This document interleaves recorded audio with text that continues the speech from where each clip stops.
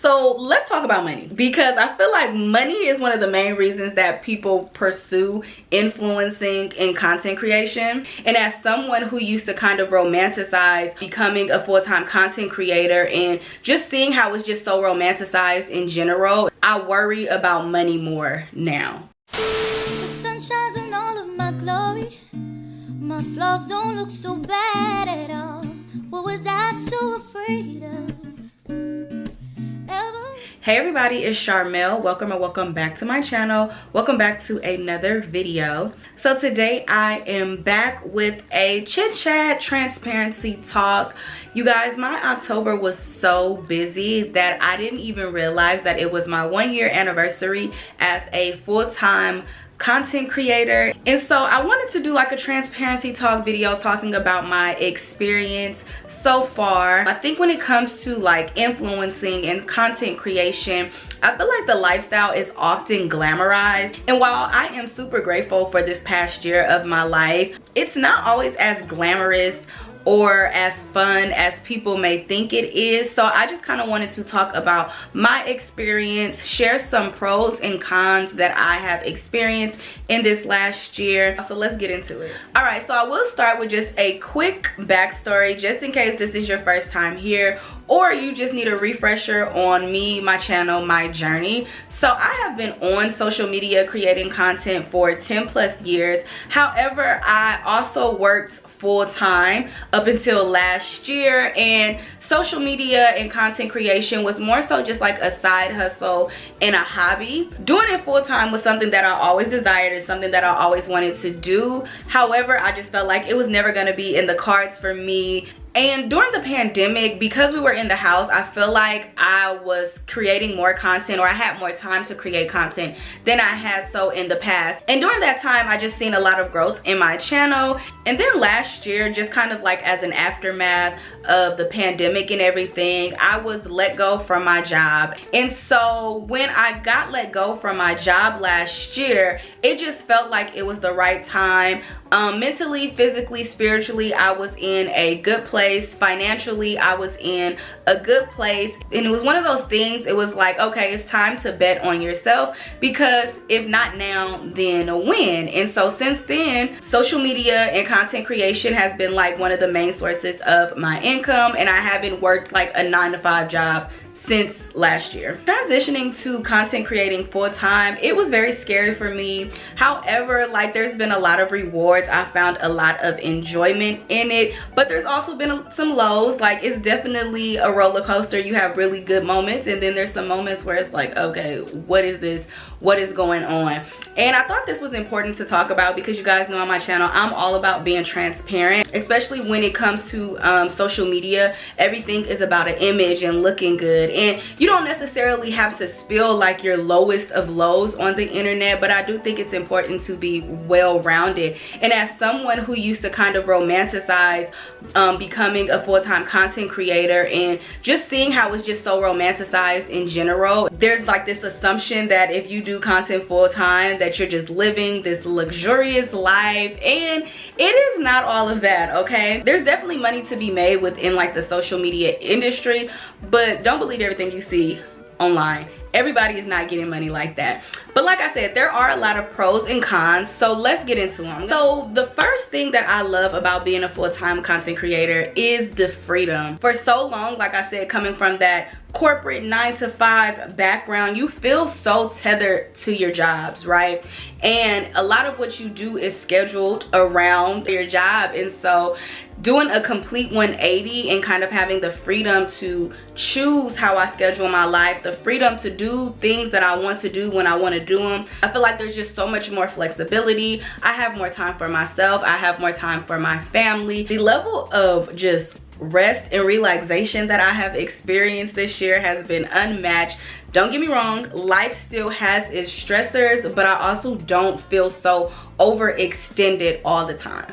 I've had time to travel, and it feels good not having to think like, well, how much PTO time I got? How many sick days do I have for this? I don't know. I can't even put into words just how good it feels, especially when you just look, at least for me, when I look at the progression of my life. And after college, just going headfirst into the job force, and then 10 years just working for these jobs, you know, you may get a little time for yourself here and there, but I have never had time for myself in the capacity of which I have it now. Just having this time has been just so valuable to my overall just mental health and wellness. The next thing that I love about being a full-time content creator is that I feel like I can be more authentically myself. Again, coming from that 9-to-5 background, working in corporate America, it was a lot of code switching. And so I feel like now I'm just not stretched as thin. I'm not stretched in so many different ways that I was previously, and I feel like because of that, I'm more in tune with myself and I can be more authentically myself. I'm not as just worried about like, am I dressed appropriately or is my hair right for this type of environment?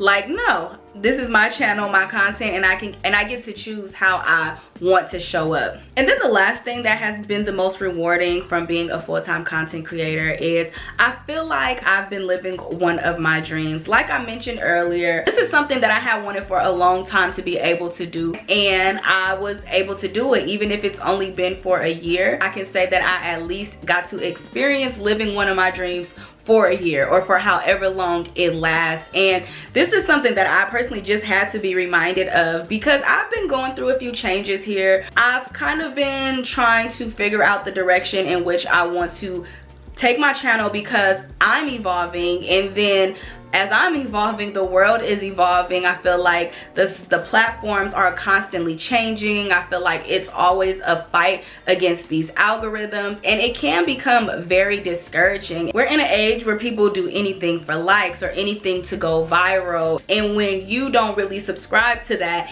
it does kind of make you feel lost in the mix. And so my cousin had to remind me, like, if anything, she told me that I was an inspiration to her. It's like, you've reached a point, regardless of how long it took, you know, you are actively living out one of your dreams right now. So even if you feel like all of these things are happening, you can't discount what you have accomplished. And she said, not only am I living one of my dreams, but I was able to do it genuinely, authentically, without compromising your morals, and that's worth being celebrated. And so now moving on to the cons. It has been an enjoyable year, but there are still a lot of things that have not been as pleasant. So the first con, and this is not for everyone, these are just things that I've personally experienced. So the first con for me is that I feel like I worry about money more now. Like this past year, I feel like I'm constantly thinking, even if I've been comfortable, I've still been kind of stressed and worried about money, and I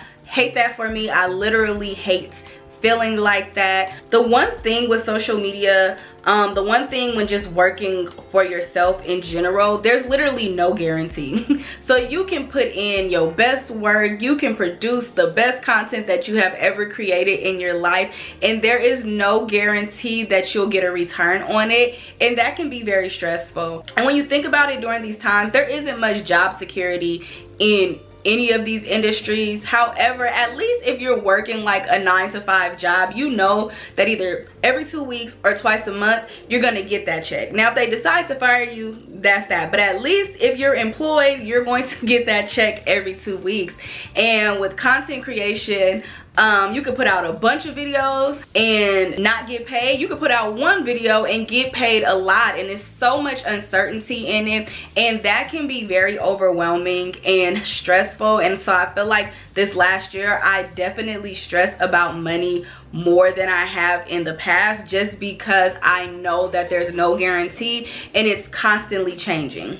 The next con is that it can be really stressful, kind of like balancing what's content and what's real life. And I feel like this is really dependent on your niche, because whatever you do, there are some people who are not like camera facing, they create their content, you never see them, you don't even know their real name, they never have to show like their real life. But I feel like when you are your niche, or your niche is a big part of just your personality or something very specific to you, it's hard to balance, like, should I use this for content or should I just keep this for myself? For me, mine has been my hair, and you guys know I was doing the lock content for a while, and the lock content was really something that kind of pushed my channel, and I experienced a lot of growth from it. So deciding to get rid of my locks, it was like this big thing, like, do I keep them or do I do something that I want to do for myself? And then the last con is that it can get really lonely.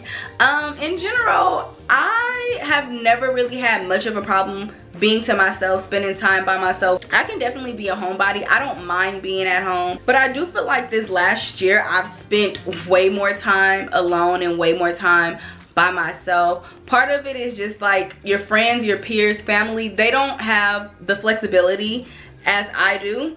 So it would be days where I'd be like, it'd be the middle of the week. Y'all ever see that one meme that'd be like that one friend who be trying to go to Africa in the middle of the week? That'd be me sometimes. Like, I'll be at home and I'll just get an idea and I'd be like, ooh, I want to do this. And then you want to call somebody and be like, let's go do XYZ. And then you realize that they can't do it with you. So it's like you either do it by yourself or you don't do it at all. And with it being lonely, I feel like if you're not careful, it can cause you to become very recluse, especially considering like the type of content that I do. I don't really have to leave my house to create it. I can do everything that I need in the comforts of my own home. And there's some times where I literally go days without leaving my house. And so I have to be careful about that. I have to like literally force myself to get out the house sometimes, even if it's just going to the grocery store. I feel like you don't realize how much you need human interaction until you don't have it. And it's not that I don't interact with people at all. Like, I live with my man, so he's here, but he still works.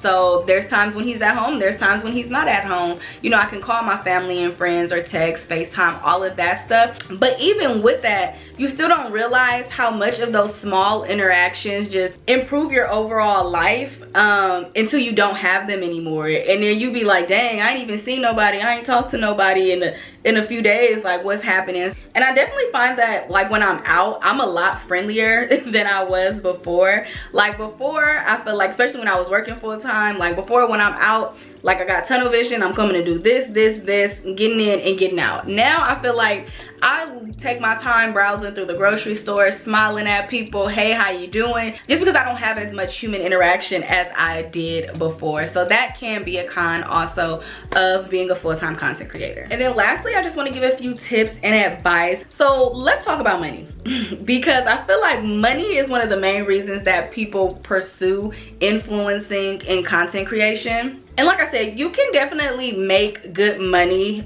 but I also feel like the money is not what it used to be. I feel like there was a time where on social media where all the influencers was just doing real good. Everybody had a lot of money, just doing the most, right? Flexing, showing everything, buying new cars, new houses, all of that, right? I feel like there was a period where the money was really good. However, I feel like the industry is definitely saturated now. There's a lot of people who do content now. And so because of that, there's definitely less money to be spread out. And you also have to take into account inflation, and the overall cost of living has just skyrocketed. So you can make money, but I think long gone are the days where just like everybody was just getting tons and tons of money from content creation. In my case, I definitely don't make millions and hundreds of thousands of dollars from creating content, but I have been able to live comfortably. But I also feel like it's also dependent on how you manage your money. I think in general, when you start to make more money than you have in the past, your natural instinct is to increase your expenses. And so you definitely have to be careful and mindful of budgeting. If you start making more money, regardless of whatever job you have, don't automatically increase your expenses because you're really not going to see the extra from making extra money. And in addition to that, I also think it's important that you have other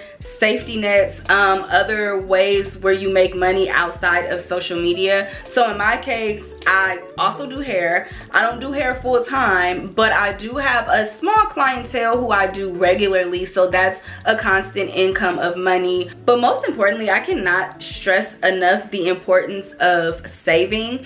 And I'm talking about before you even reach a point of doing social media full time. So one of the things that has been extremely helpful for me is that I have been saving for years. Way before I knew that I would be in the position that I've been in, I just made saving a part of my regular budgeting. And especially because the money with the social media is always so up and down, and like I said, there's no guarantee. You're gonna need some kind of safety net because you're gonna have really good months, and then there are gonna be months that aren't good as at all. And that is when like your savings come in to kind of help supplement and balance out your income. I would make sure you have at least 6 months to a year, honestly, of money saved up to cover your expenses. So if you don't make a dime from social media in 1 month, you should have enough money in your savings to cover all of your expenses for that month. And then once you transition into full-time content creating, you still have to continue to save. So when I was working like my 9-to-5 job, I would have money transferred to my savings 3 times a month, and most of the times they kind of corresponded with my paydays. And although my pay schedule changed once I transitioned to full-time content creating, I never took off those automatic savings to my savings account. I still have them in place now because I want to make sure that I'm constantly putting money into my savings for a rainy day. Now, saving ain't gonna get you rich, but it is going to be a nice little safety blanket for unexpected expenses. Literally, the first month of me doing this, I got sick, and I don't really get sick like that. Not only did I get sick, it was something very random. I got tonsillitis, and I had to go to urgent care because I no longer had insurance from my job. So I had to go to urgent care to get checked out, and I had to pay for that visit out of pocket. I had to pay for my medication out of pocket, and I ended up signing up for some health insurance like within that week because I was like, yeah, this is a no-go. So yeah, you want to make sure that you have money set aside for things like that, because money and influencing can be just very unpredictable. And to piggyback off of savings, I would also recommend working full-time for as long as you can. Just because you start making a little money on social media, don't quit your job immediately. Continue to work that job and use those benefits for as long as you can. I know eventually you kind of get to a point where you want to just take it head on, but I do recommend riding it out for as long as you can, or if you can, maybe reduce your hours to part-time. Again, I'm all about just those safety nets because there is so much uncertainty. Another piece of advice that I would recommend is charge accordingly, and that's not even just for like collaborations or sponsorships. Like, yes, charge accordingly to that, but I also find that since I have more freedom and flexibility, and a lot of people know now that I do content creation and I'm good with computers and I know how to make logos and all these different things, like a lot of people will want to use you for those things and charge them. Like, I've been making logos for people. I can make an invitation, I can put a little video together, videography. Now, I don't have any desire to be like a graphic designer or videographer or photographer or anything like that. However, if somebody is going to utilize you for your resources, you need to charge them accordingly, and that's another way to help supplement your income, is doing little gig work. And then my last piece of advice would be to treat influencing and content creation just as you would treat a 9-to-5 job. And I feel like that kind of goes without saying, but because influencing and content creation is looked at as being like fun or is doing something that you love, I feel like a lot of people don't really associate it with work or as a job, but it is a job. And I think that this has been like the biggest lesson for me throughout this entire year, is that you have to treat it like a job. Because I did YouTube and I did content as a hobby for so long, and when something is a hobby, you can kind of pick and choose how you show up. You can pick and choose when you want to pick it up and when you want to put it down. However, if you're working a regular full-time 9-to-5 job, at the bare minimum, you have to show up every day to get your check. And so for me, whenever I would have rough patches, it's because I was not treating it as if it were a job, right? It was something that you have to do. And it can be fun, but it is still work. And just because you don't feel like it one day, that can't always be your excuse. Yes, you have the flexibility and the freedom to schedule it the way that you want to schedule it, but you still have to find those times to put in the work and to get it done. And I feel like that is what really goes back to like the whole romanticizing social media and influencing, because a lot of the times we only see like the finished product. We don't see all of the work that goes into creating what we see. For a long time, y'all, I would just post my videos and go. I would do what I want to do, post it and keep going. And I definitely think that there's a space for that. You definitely still need to be able to do that. But I also feel like once you decide to take something seriously, especially as your main source of income or as a job, you also have to do your proper research, right? You have to continue to learn. You have to be able to move and evolve as the industry evolves. And sometimes that's annoying, it's not as fun. But doing your proper research, moving with intention, having a clear plan and strategy, those things are imperative to your overall growth and help you be able to sustain long term. And I don't care how much you love something, I feel like once you start making a little money off of it, it automatically becomes work and it becomes a job. And so sometimes you have to treat it like that. It's enjoyable, but there are still things that I have to do at the bare minimum if I want the results that I want. But yeah, you guys, that is going to be it for this video. We were definitely due for a little sit down transparency talk. Like I said, there's been a lot of hiccups, there's been a lot of ups and downs, but overall I am super thankful to be able to have experienced this year. We will see what is next for me. I'm not gonna lie, y'all, I've been going through a little trying to figure out what I want to do with my content. Like I mentioned, I feel like I'm evolving in the type of content that I've always done. I'm not necessarily like drawn towards it, so I've been working on just trying to figure out what I want to do, what's my next move, and things of that nature. I know the uploads have kind of slowed down, but thank you all for still sticking around. I thank everyone who has subscribed to my channel. I appreciate you guys.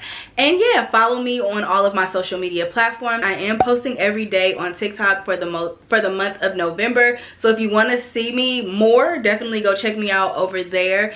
But that's going to be it. Thank you all so much for watching. Don't forget to like, share, comment, and subscribe. And I'll see you beautiful people in my next video.